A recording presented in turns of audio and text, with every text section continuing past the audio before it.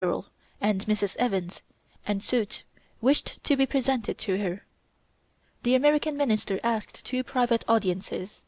He said he had made a mistake by telling her that Mrs. Conger had asked an audience for herself the day before.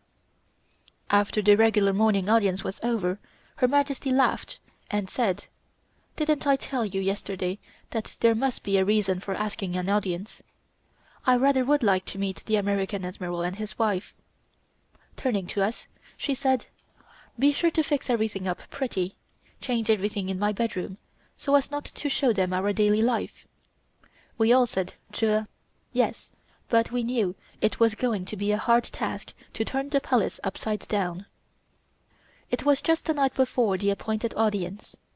We started to work taking off the pink silk curtains from every window, and changing them for sky blue, the color she hated. Then we changed the cushions on the chairs to the same color. While we were watching the eunuchs doing the work, several of them came into the room, carrying a large tray full of clocks. By this time Her Majesty had come into the room, and ordered us to remove all her white and green jade Buddhas and take some of the jade ornaments away, for those things were sacred, and no foreigners should see them. So we replaced them with these clocks instead.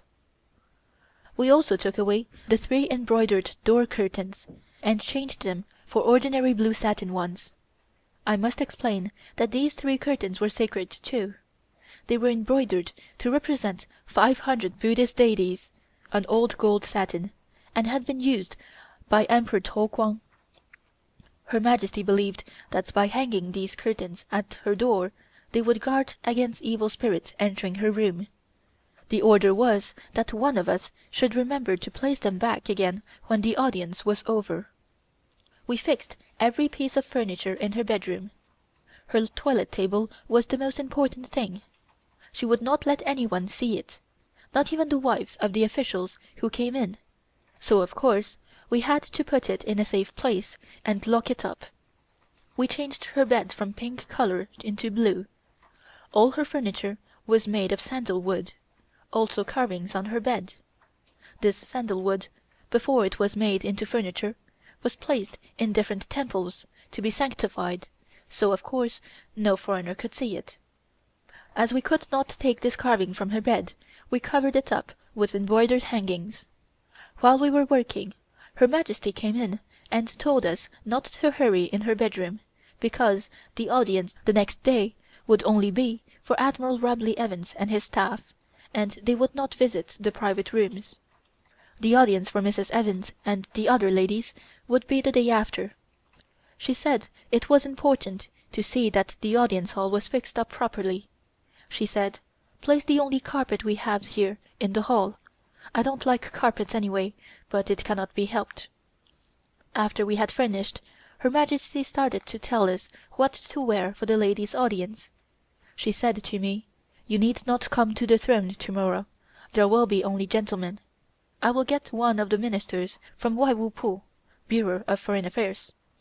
I don't want you to talk to so many strange men. It is not the Manchu custom. These people are all strangers. They might go back to America and tell everybody what you look like." At the same time Her Majesty gave orders for the Imperial yellow gown to be brought in the next day, for the gentlemen's audience. She said that she must dress in her official robe for this occasion. This robe was made of yellow satin, embroidered with gold dragons. She wore a necklace composed of 108 pearls, which formed part of this official dress. She said, "I don't like to wear this official robe. It is not pretty, but I am afraid I will have to." She said to all of us, "You need not dress especially." The next morning Her Majesty got up early, and was busier than ever. It seemed to me that whenever we had an audience we always had so much trouble. Something was sure to go wrong and make Her Majesty angry.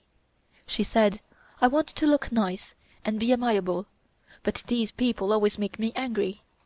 I know the American Admiral will go home and tell his people about me, and I don't want him to have a wrong impression."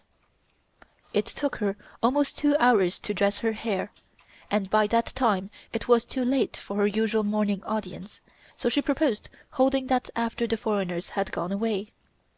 She looked at herself in the looking-glass, with her imperial robe on, and told me that she did not like it, and asked me whether I thought the foreigners would know that it was an official robe. I looked too ugly in yellow. It makes my face look the same color as my robe, she said. I suggested that it was only a private audience. If she wished to dress differently, it would not matter at all. She seemed delighted, and I was afraid lest I had not made a proper suggestion. But anyway, I was too busy to worry. Her Majesty ordered that her different gowns should be brought in, and after looking them over, she selected one embroidered all over with the character Shou, long life, covered with precious stones and pearls, on pale green satin. She tried it on, and said that it was becoming to her, so she ordered me to go to the jewel room and get flowers to match her hair. On one side of the headdress was the character Shou, and on the other side was a bat. The bat in China is considered to be lucky. Of course, her shoes, handkerchiefs, and everything else were embroidered in the same way. After she was dressed, she smiled and said, "I look all right now. We had better go to the audience hall and wait for them, and at the same time we can play a game of dice." Then, to us all, she said, "All of you will stay at the back of the screen during the audience. You can see all right, but I don't wish that you should be seen." The eunuchs had laid the map down on the table and were just going to commence playing dice when one of the high-rank eunuchs came into the hall and, kneeling down, said that the American Admiral had arrived at the Palace Gate, together with the American Minister. 10 or 12 people altogether. Her Majesty smiled and said to me, "I thought it was just going to be the American Minister and the Admiral, and 1 or 2 of his staff. Who can the rest of the people be? However, never mind, I will receive them anyway." We helped her to mount her throne upon the dais, fixed her clothes, and handed her the paper containing the speech she was to give. Then we went back of the screen, with the Young Empress. It was so very quiet, not a sound anywhere, that we could hear the boots of the visitors as they walked over the stones in the courtyard. We were peeping from behind the screen, and could see several of the princes mounting the steps, conducting these people to the hall. The Admiral and the American Minister came in and stood in a line. They bowed 3 times to the Empress Dowager. The Emperor was also on his throne, sitting at her left hand. His throne was very small, just like an ordinary chair. Her Majesty's speech was simply to welcome the Admiral to China. They then came up to the dais and shook hands with their Majesties, ascending on one side and retiring down the other. Prince Ching took them into another palace building, where they had lunch, and the audience was over. It was very simple and formal. After the audience was over, Her Majesty said that she could hear us laughing behind the screen, and that maybe the people would talk about it, and did not like it at all. I told her that it was not myself who laughed.